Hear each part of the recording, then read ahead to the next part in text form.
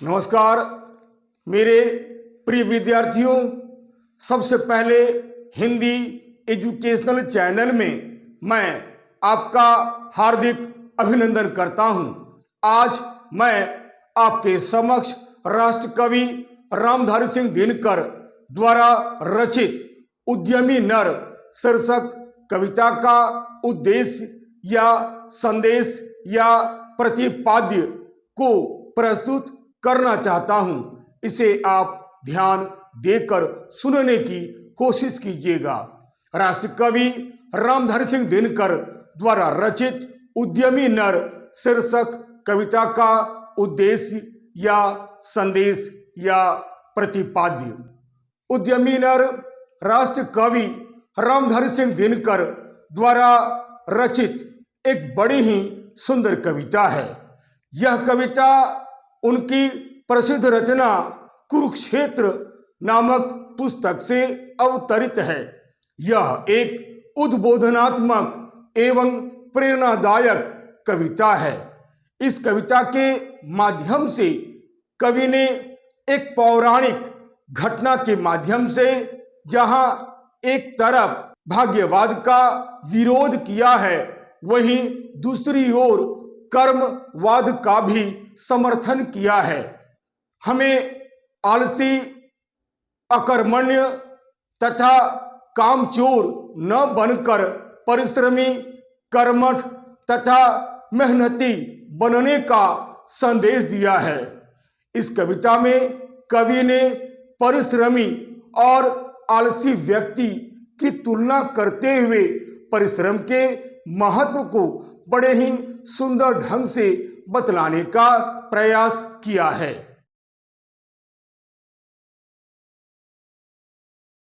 कौरवों और पांडवों के मध्य कुरुक्षेत्र नामक स्थान पर महाभारत का एक घमासान युद्ध हुआ था, जिसमें पांडव विजयी हुए थे और कौरव बुरी तरह पराजित हुए थे।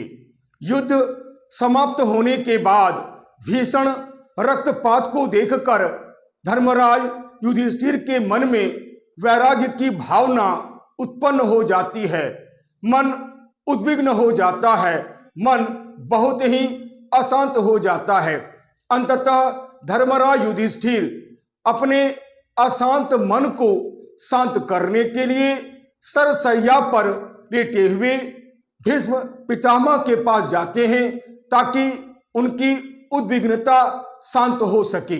सरसैया पर लेटे हुए भीष्म पितामह धर्मराज युधिष्ठिर को मनुष्य को किस तरह का जीवन जीना चाहिए तथा मनुष्य का क्या कर्तव्य है, मनुष्य के जीवन का क्या उद्देश्य होना चाहिए आदि आदि विषय पर कई महत्वपूर्ण संदेश देते हैं।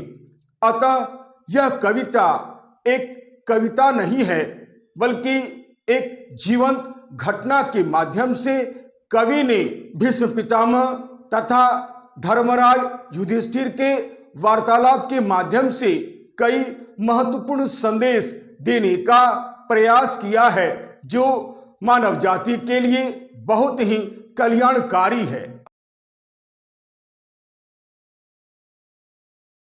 अतः राष्ट्र कवि रामधारी सिंह दिनकर जी ने धर्मराज युधिष्ठिर और भीष्म पितामह के वार्तालाप के माध्यम से मानव मात्र को यह संदेश दिया है कि मनुष्य को कर्मशील बनना चाहिए। हमें आलस्य को छोड़कर कर्मठ बनना चाहिए, कारण आलस्य मनुष्य के जीवन का एक बहुत बड़ा शत्रु होता है। आलस्य मनुष्य के हृदय में छिपा हुआ एक ऐसा शत्रु होता है जो मनुष्य को पतन की तरफ लेकर चला जाता है और मनुष्य को पता ही नहीं चलता है। हमें यह भी याद रखना चाहिए कि बिना परिश्रम किए जीवन में कुछ भी हासिल नहीं हो सकता है। अतः प्रत्येक मनुष्य को आलस्य को त्याग कर कर्मशील बनना चाहिए। एकमात्र कर्मशील व्यक्ति ही जीवन में सभी प्रकार के सुखों को भोग सकता है, जबकि आलसी, अकर्मण्य तथा कामचोर व्यक्ति जीवन भर दुख भोगता है। कवि का मानना है कि परिश्रमी व्यक्ति अपनी शक्ति से पूरे भूमंडल पर राज करता है और अपने कदमों से पूरे भूमंडल को झुका देता है। अतः हमें आलसी न बनकर परिश्रमी बनना चाहिए। कवि मानव मात्र को भाग्यवादी न बनकर कर्मठ व कर्मशील बनने का उपदेश देते हैं और कहते हैं कि हमारी यह धरती बिल्कुल स्वर्ग के समान है। यदि हम सभी प्रकार के भेदभाव से ऊपर उठकर भाग्यवादी न बनकर परिश्रम करें और प्रकृति प्रदत्त यानी ईश्वर द्वारा दिए गए सभी वस्तुओं तथा निःशुल्क उपहारों का मिलजुल कर उपयोग करें, तो हम स्वयं सुखी हो सकते हैं और दूसरों को भी सुखी बना सकते हैं। और तो और यदि हम चाहें तो इस धरती को भी स्वर्ग के समान बना सकते हैं। इस प्रकार इस कविता में कवि ने भीष्म पितामह और धर्मराज युधिष्ठिर के वार्तालाप के माध्यम से यही महत्वपूर्ण संदेश दिया है, जिसमें कवि को पर्याप्त सफलता मिली है।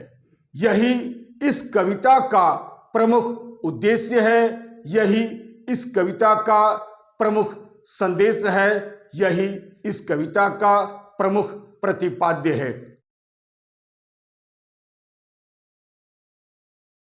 यदि आपको यह वीडियो अच्छा लगता है, उपयोगी लगता है, तो आप इसे लाइक करें, शेयर करें और तो और सब्सक्राइब करना आप बिल्कुल नहीं भूलें।